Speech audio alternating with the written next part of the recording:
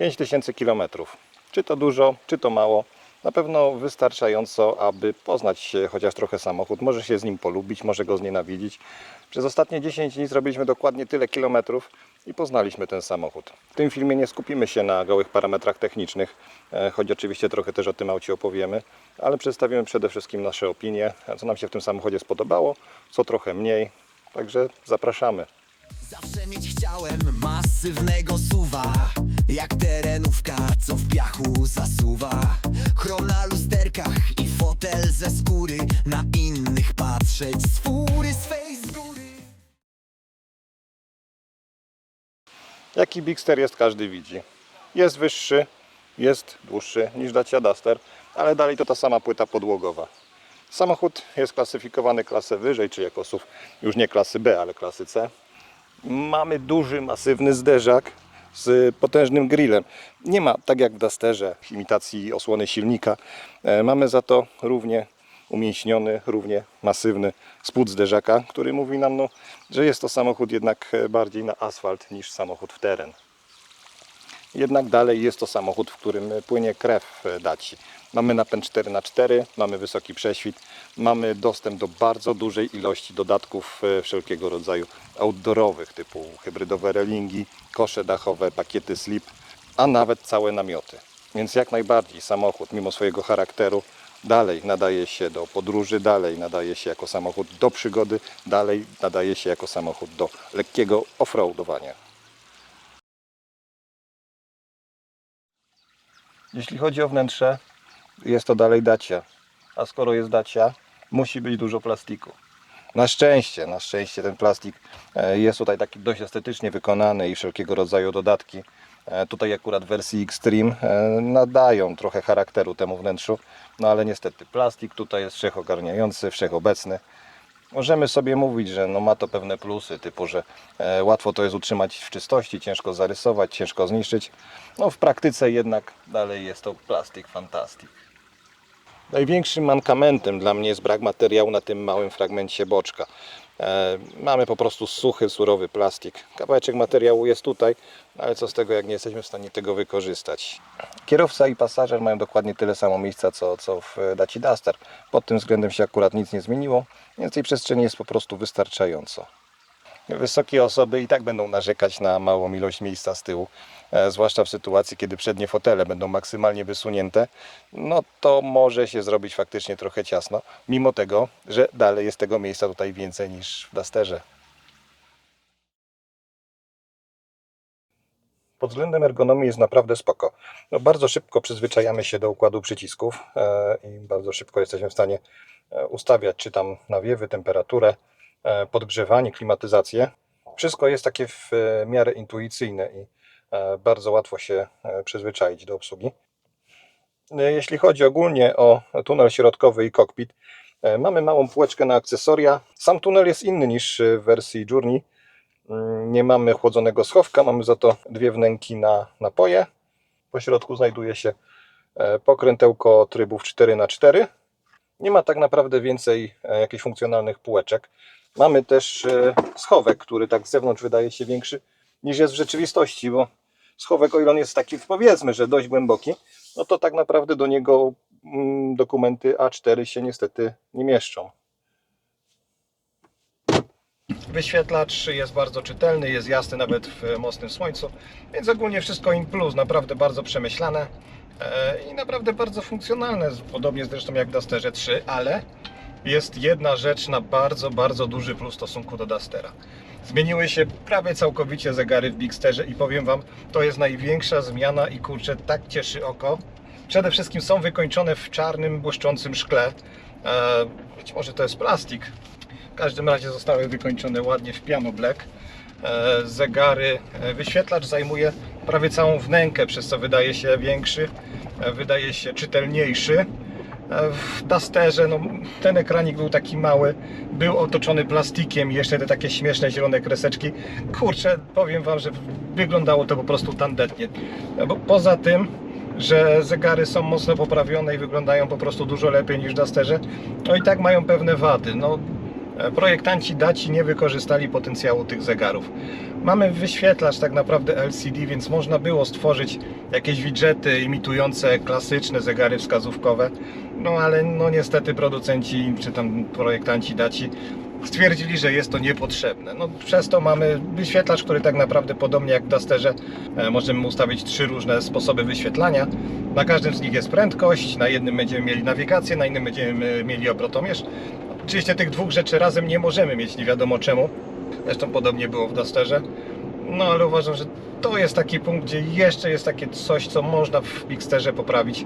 Tak naprawdę nawet by nie szkodziło, żeby można było wymyśleć po prostu jakieś 2-3 skórki, jakieś nakładki, żeby można było tak urozmaicić trochę ten ekranik. No po prostu jest estetyczny, ale jest nudny. Kiedy pierwszy raz usiadłem w Bigsterze, pomyślałem, kurczę, jakie twarde fotele. Nie ma regulacji odcinka lędźwiowego. Materiał wydawał się takim, który będzie odparzał, będzie grzał i będzie po prostu niewygodny. Na szczęście okazało się to wszystko kompletną bzdurą. Najdłuższy odcinek, jaki zrobiliśmy, to trasa z Białegostoku na Nürburgring.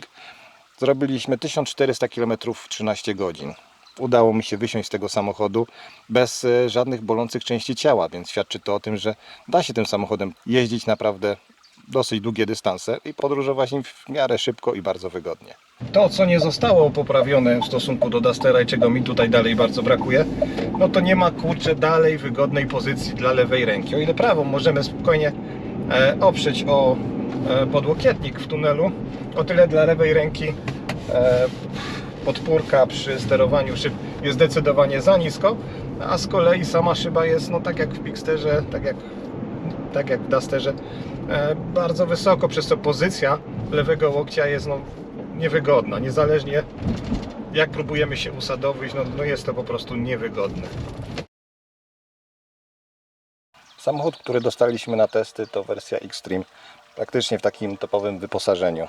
Nie sposób wymienić wszystkiego, co ma ten samochód, ale z takich najważniejszych, najciekawszych rzeczy to oczywiście panoramiczny dach, ładowanie indukcyjne, 4 złącza USB, 4 razy elektryczne szyby z domykaniem i automatycznym otwieraniem, podgrzewane fotele, podgrzewana kierownica, nawet podgrzewana przednia szyba.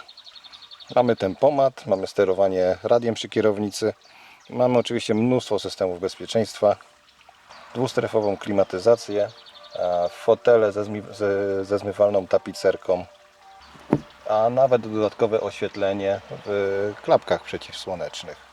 Wersja, którą otrzymaliśmy, została wyposażona w podgrzewanie przedniej szyby i jeżeli jest coś w tym samochodzie, do czego się kompletnie nie umiem przyzwyczaić, no to jest to właśnie ta przednia szyba. W niej są zatopione takie małe druciki. Nie wiem, na ile to będzie widać na nagraniu. Co ciekawe, w nocy one absolutnie nie przeszkadzają. Natomiast w dzień, no niestety sprawiają, że no troszeczkę moją uwagę jednak odwracają i absorbują. W bogatszych wersjach wyposażenia możemy posiadać w Bigsterze panoramiczny dach wraz z roletką. Minus jest taki, że podobnie jak przy elektrycznych szybach, otwieranie i odchylanie działa tylko na włączonym silniku.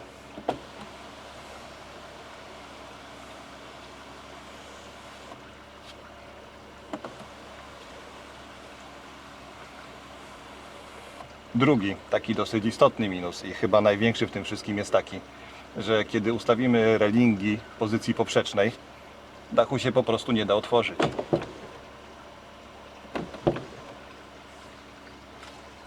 W samochodzie nie mamy niestety aktywnego tempomatu i to jest coś, czego bardzo mi brakuje. Jest zwykły tempomat plus tempomat z ograniczeniem, z limiterem prędkości. Wówczas będzie samochód dostosował prędkość do takiego ograniczenia, jakie mu wyszło z ostatnio sczytanego znaku drogowego. Oczywiście no, to sczytywanie nie działa idealnie, więc może się zdarzyć też, że prędkość zostanie ustalona niezgodnie z aktualnie obowiązującą maksymalną prędkością. Jeśli chodzi o tempomat, no to został poprawiony problem znany z poprzednich modeli Daci, kiedy resetowanie tempomatu następowało poprzez wciśnięcie pedału sprzęgła. W tej chwili zmiana biegu nie wpływa na ustawienia tempomatu, więc to jest mały plus. Jako ciekawostkę dodam jeszcze taką rzecz, być może takie zupełnie subiektywne odczucie, ale wydaje mi się, że samochód dużo żwawiej reaguje na zmianę limitu prędkości na tempomacie i przyspiesza dużo żwawiej niż poprzez wciskanie pedału gazu. Jeśli chodzi o silnik, to jest to dokładnie ta sama jednostka co w Dacia Duster 4x4 i w tej chwili zarówno jednym, jak i w drugim samochodzie. Tylko ten silnik jest dostępny w wersji z napędem na 4 koła. Jest to silnik spalinowy wspomagany małym elektrykiem.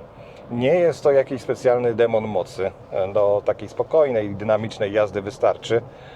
No ale jednak pod butem nie mamy jakiegoś naprawdę dużego zapasu mocy. No a przynajmniej jest trochę słabszy niż znane nam diesle 1.5, te legendarne silniki z pierwszej i drugiej generacji Dacia Duster. No jest to miękka hybryda, która ma dokładnie te same bolączki co w przypadku Dustera, czyli w przypadku jakichś naprawdę długich podjazdów wyczerpuje się energia silniczka elektrycznego, a ten mały, spalinowy, ten 1.2, bodajże 3-cylindrowy, jeżeli pamiętam, tak sobie radzi, kurczę, na długich podjazdach. Czuć po prostu gwałtowny spadek mocy. Spalanie jest dla mnie największą zagadką w tym samochodzie. Tankowałem kilka razy do pełna i za każdym razem wskaźnik poziomu paliwa pokazywał mi zupełnie inne wartości. Raz to było 650 km zasięgu, jaki pozostał na baku, raz to było 770 km, innym razem 690. No to rozbieżność bardzo duża. Być może wskaźnik uczy się kierowcy, być może dostosowuje faktyczną ilość kilometrów, jaką można przejechać do charakterystyki jazdy kierowcy, tego nie wiem. Sprawa jednak wygląda tak, że niezależnie co pokazuje wskaźnik paliwa, jak pokazuje jaki mamy zasięg, należy na to brać bardzo dużą poprawkę. Przy prędkości autostradowej rzędu 130-140 km z włączoną klimatyzacją i być może też przez kosz na dachu, kilometry, czyli nasz zasięg, który pokazuje komputer, niestety ubywa dużo szybciej niż ubywa kilometrów w nawigacji. Czyli jednym słowem samochód spala po prostu dużo więcej niż jest wyliczone przez komputer, jeżeli chodzi o zasięg. W praktyce, żeby nie przerazić nikogo, przy prędkości 130-140 km na godzinę, zaznaczam jeszcze raz, włączona klimatyzacja i kosz na dachu, osiągam spalanie na poziomie 8,5 do 9 litra. Czy wartość jest mała, czy duża? Musicie ocenić sami. Moim zdaniem trochę jednak ten samochód pali, tym bardziej, że to jednak, jakby nie patrzeć, hybryda. Miękka, ale jednak hybryda. 8,5 to jest takie średnie spalanie przy prędkości autostradowej. Kiedy prędkość zredukuję, powiedzmy do 110-120 km na godzinę, jestem w stanie zejść do poziomu 7,5, około 8 litrów. Dalej moim zdaniem jest to trochę dużo. Najlepszy wynik, jeśli chodzi o spalanie, osiągnąłem, kiedy wybrałem się tym samochodem w Karkonosze i jeździliśmy typowymi drogami, gdzie był teren niezabudowany plus wioski. Prędkość oscylowała w granicach 80-90 km na godzinę, plus dużo poruszania się po mieście. Wówczas to spalanie faktycznie gdzieś do poziomu 7 litrów spadło i się w miarę gdzieś tam na tym poziomie ustabilizowało. A paradoksalnie najmniejsze spalanie, jakie moim zdaniem udało się tym samochodem uzyskać, to spalanie w mieście. Dzięki systemowi start-stop i lepszemu wykorzystaniu tego malutkiego akumulatora trakcyjnego, moim zdaniem ten samochód najmniej po prostu palił w mieście, gdyż według moich wyliczeń wyszło, że byliśmy w stanie osiągnąć wynik na poziomie 6,5 do 7 litrów spalania. Jeżeli chodzi o te wyniki, musicie sami ocenić, czy to dużo, czy mało. Spodziewałem się jednak osobiście i tak zupełnie subiektywnie trochę lepszego wyniku. Jeszcze tak uzupełniająco o tym spalaniu, zrobiłem traskę do Warszawy z ciekawości, jadąc tą prędkością przelotową 90-100, trzymając się gdzieś tych zasad eko, to faktycznie jesteśmy w stanie to spalanie gdzieś utrzymać na granicy 6, może minimalnie poniżej 6 litrów na 100 km. Ale jak to w samochodach typu SUV bywa o jeszcze takim klockowatym wyglądzie jak Bigster. Albo jedziemy ekonomicznie, albo jedziemy szybko. Niestety, nie da się tak i tak. Fajnym rozwiązaniem jest cały system Yo-Clip. Szczerze powiedziawszy, tak na początku myślałem, że tak wygląda trochę tandetnie, ale w praktyce okazuje się, że to są bardzo funkcjonalne rzeczy. Uchwyt do telefonu komórkowego stosuję regularnie. Jestem w takim miejscu faktycznie, że widać fajnie telefon i nie przeszkadza to absolutnie w użytkowaniu samochodu. Dodatkowo mamy jakieś akcesoria typu, może pokażę.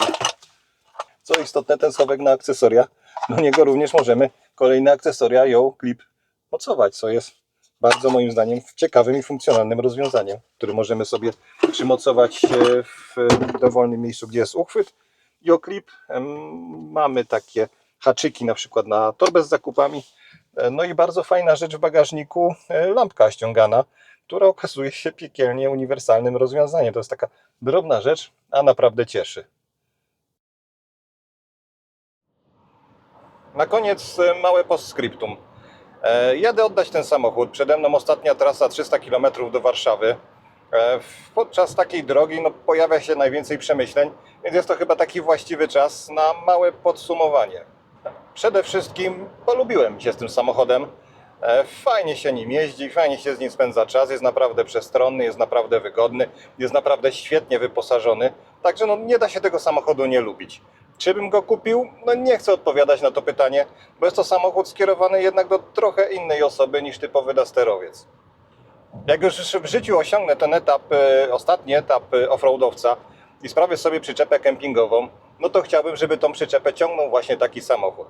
Jakbym miał się wybrać w objazdówkę po Europie ze spaniem w samochodzie, to chciałbym, żeby to był właśnie taki samochód. Z kolei z drugiej strony nie jest to samochód, który zabrałbym na sylwestrową demolkę. Nie wiem, czy jest to samochód, którym chciałbym szukać dróg alternatywnych do TET w Albanii, czy jest to samochód, którym chciałbym manewrować w wąskich uliczkach w Sarajewie. Także każdy samochód ma swojego odbiorcę, i najważniejsze dobrać samochód pod siebie. Ja póki co zostaję w Team Duster, ale nie jest powiedziane, że w przyszłości nie sprawię sobie takiego Bigsterka, bo to jest samochód, który naprawdę ma dużo do zaoferowania.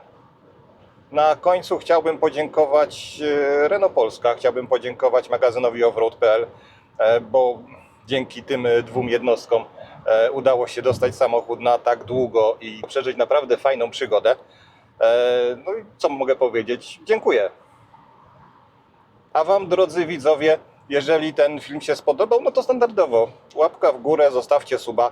Pamiętajcie o naszych konkursach na grupie Duster Offroad Team Poland, o Tu były Bobry, o dusterowej zmocie. Zachęcam do udziału w tych konkursach, fajne nagrody czekają. Tymczasem co? Widzimy się na zlotach. Śledźcie nas, bo już po wakacjach szykują się naprawdę fajne imprezy. Także miejmy nadzieję, do zobaczenia.